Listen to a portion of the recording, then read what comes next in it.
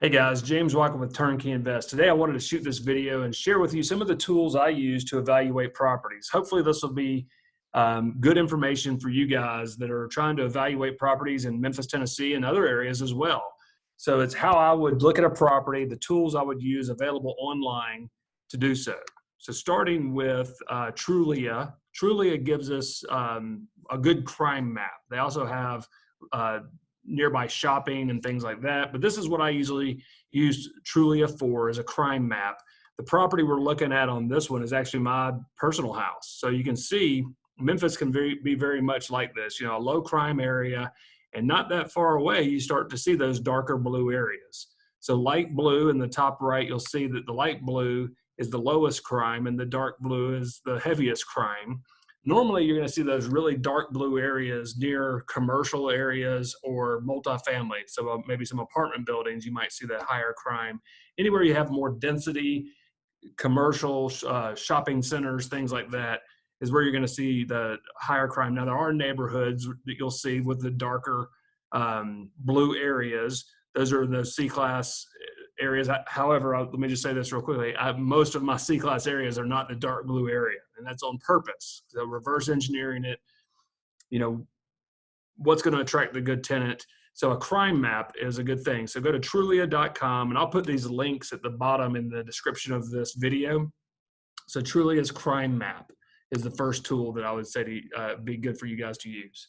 Second is Google Maps. So this sounds pretty self-explanatory, but I've found that it's really cool to be able to save houses in the area. So maybe if you're evaluating properties on Google Map, you sign in with your account in Google and you're able to save the property. You can even create custom lists.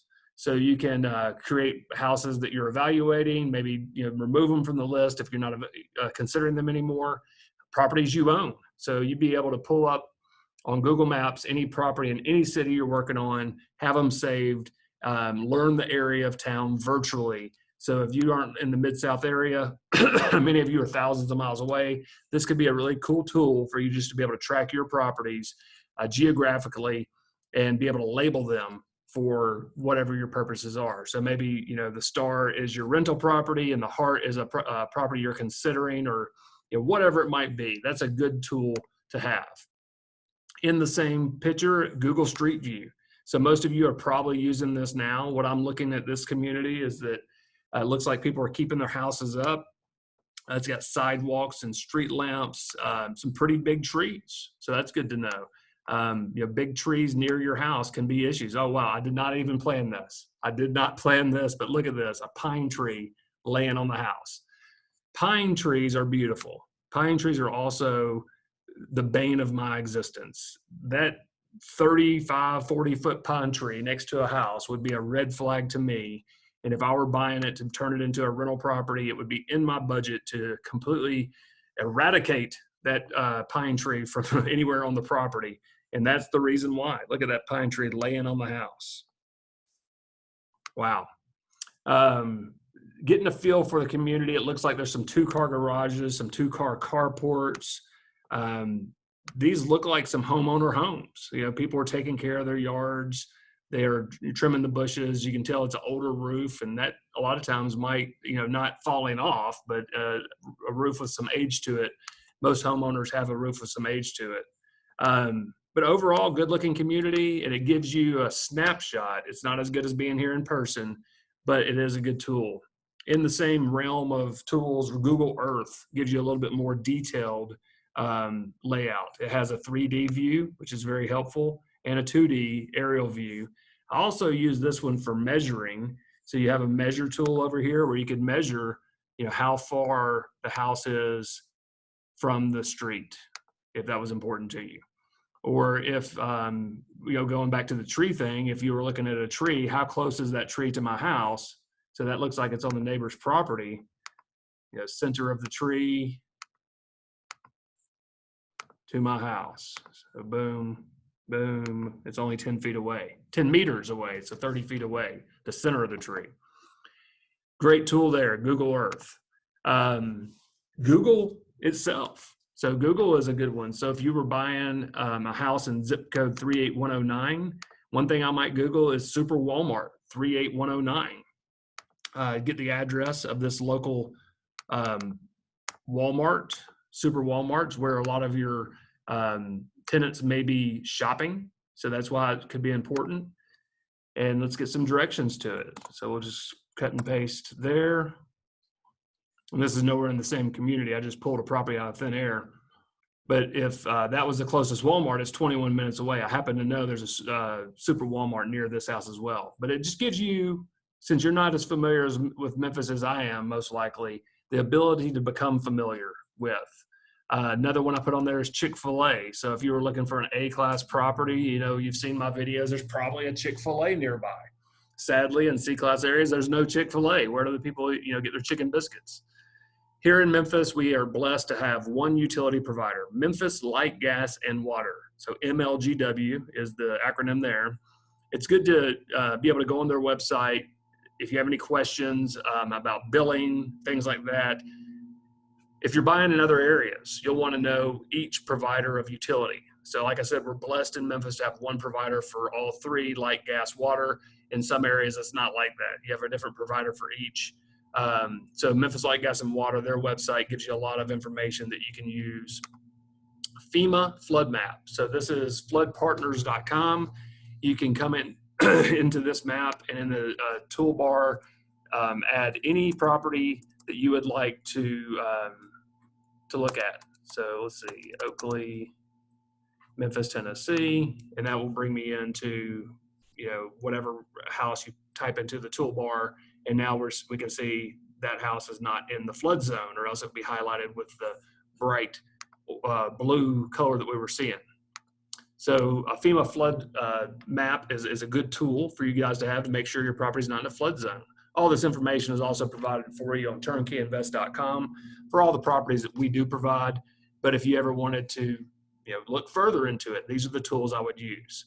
The local county assessor's site. So this Shelby County assessor site for all of the houses in the Memphis area, which is located in Shelby County. So this is a good map or website to be able to search for properties and find tax information, history about the property. There's a tax calculator. So if you wanted to know what the taxes would be on a property if you know, you were building brand new, that's where I would mostly use that one right there. Appeals. So did you know you can appeal your taxes? So if you are watching this video, you have 10 or 15 properties in Memphis with us, and our next assessment of appraised values for your taxes is coming up, you can appeal these. So reach out to me and my team if you have more interest in that.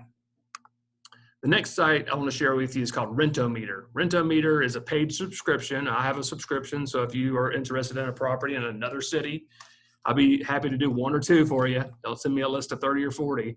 But RentOMeter is a helpful tool because it gives comparable rents in an area. So you just type in the target rent that you have, the bedroom count. You can give even more specifications if you wanted to narrow your search. If you have the pro account, it'll give you this report. If you don't have the pro account, you could have gotten as far as I just did. But once you've done that, it gives you actual comparables, which are sortable by the rent dollar amount, the distance by the house, so closest to and highest. And so that's how you can work that and see comparable rents in the area and get some real data on what a house should rent for. Zillow. So I might be the first person with a real estate license to ever tell someone to go to Zillow. But I'll tell you what it is good for is seeing other houses that are on the market in any area that you might have a rental property. So if I had a rental property in Whitehaven, I could zoom in and see that there's other properties renting for, you know, $1,700 a month, $1,200 a month, $1,300 a month, you know, all the prices. So what you're looking at here is your competition. It's always good to know what your competition's doing, isn't it? So Zillow, that's what I use it for, to see what my competitors, other owners of rental property, are renting their houses for. If you are a property management company nationwide and you're of any professionalism, you have your houses on Zillow, because Love it or hate it, it's a huge platform for people finding houses to buy and a huge platform for people finding houses to rent. So this data that we're going to go over here is available only to real estate brokers in the Memphis area. But if you were working in another market, seek out a James there, someone with a team who could run comparable sales for you and give you this type of data. So this is MAR data. MAR stands for Memphis Area Association of Realtors. And we can plug in any address into the search bar and pull up lots of information. In my diligence vault, this is called the property data sheet. And what it gives you is everything available to a real estate broker, including past sales, tax assessment, straight from the tax assessor, history of taxes. All right, so what am I looking at during this next assessment? Let's look at the history of this property. This one has a history of actually going down a tiny bit. I wouldn't expect that in a great economy during the next assessment. So having the history of what the taxes have done year over year. Has there ever been a huge jump on this property? The answer is no. In my personal house that I live in Memphis, yes, there's been larger jumps. To explain that just briefly, in the more affluent areas, you're going to see larger increases. And in the places where we own rental homes, not so much, because you don't want to price homeowners out of their home in the lower income areas. Mortgage history. I can see everybody that's ever held a mortgage on this property. Bedroom and bathroom count from multiple sources, the most accurate coming from appraisers, by the way. This is the appraisers data, came in on this house in 2001. It'll even tell you who the appraiser was right there. Happen to know what that code means. I know who the appraiser was. The assessor, so that's what the tax assessor has on file for your house, a little bit smaller square footage than the actual square footage. And then over here in this column, if a realtor had ever entered the information, it would have their data, including square footage, bedroom, bathroom count. Sadly, the most inaccurate sometimes. Legal description of the property, again, right here, flood zone, no. X, minimal, that's what you're looking for. So it has the flood information, all the past sales, the type of mortgages they took on the property, maybe too much data for some of the investors out there looking. Anytime the house has been listed, this is good information to have. You get a history of the property. But then also in this MAR data, I can pull comparable sales. So before I ever buy a property to renovate it, then manage it as a rental property in our portfolio moving forward, I'm going to figure out what was this house worth after a major renovation, after a $30,000 new roof, new HVAC renovation. What is this property going to be worth? And here's how we do that. We run what's called a CMA's, comparative market analysis, pull up comparable sales in the area.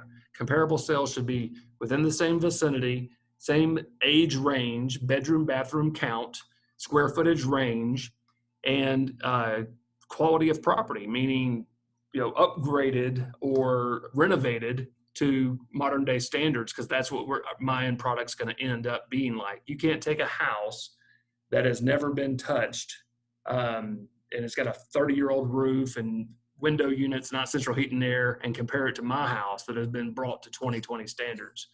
We run this report. Here are the comparable sales. Down here, there's only two, so you could widen your search. So I'll say autofill to some to some closer areas, find some more comps, and that's how we're pulling comparable sales for subject properties. I have another tool available, and every licensed realtor in the United States who's a member of the National Association of Realtors has this tool. It's called RPR, Realtors Property Resource. So if I wanted to pull properties in San Diego, California, or St. Louis, Missouri, I can pull all that information here in Memphis, Tennessee.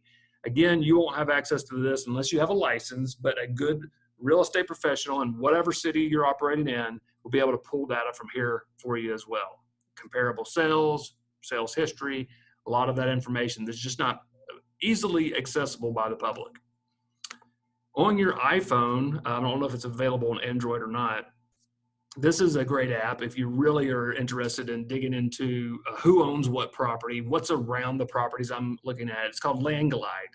Now, I'm a little bit of a frugal type person, so I consider it expensive. It's $100 a year, but it has been invaluable for me. As I'm driving around town, I see a house that I'm interested in purchasing. I pull up this app, I can hover over it, it'll tell me who owns it, their mailing address. Great information to have. If I'm considering a property to purchase and renovate and add to our portfolio at Foundation Property Management, I can pull up that property and see what's behind there. Is it a public park? Is it a cemetery? Is it a commercial building? Or is it another house? So knowing what's behind the house, nice to know. The last thing, little tip or tool that I would share with you guys is Google Drive. So Google Drive is a file folder in the cloud. It's free to access. I have a paid subscription so that we can use it to its full ability. But I believe you can get a free Google account with just a Gmail address and be able to access Google Drive, which would probably suffice most of the investors looking to store material. So here's a house I'm building. I've got every building permit, every letter that has come in from the MLGW, our local provider of utilities, anything to do with that property. Budgets for building the house, floor plans, blueprints, pictures. I do a ton of pictures. So here I've got pictures of the house, purchase and sale agreement when I purchase the piece of land to build on, and then when I sell it one day, if I sell it one day, it'll all be stored here in one place. Easily searchable in the search bar. I always do it by address. So you can just put in the first 4 street numbers, 1911, or spell it out. And there you have your file folder neatly kept for everything that you might need in the future on all your properties.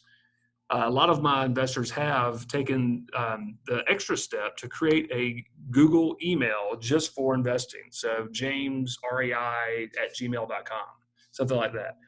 That way, all of their emails pertaining to their properties with us here at Foundation Property Management and TurnkeyInvest.com go through that email. That way they can open up a Google Drive folder and store all of their information. It's pretty secure. I wouldn't say it's as secure as Dropbox or some of the other things that are available out there.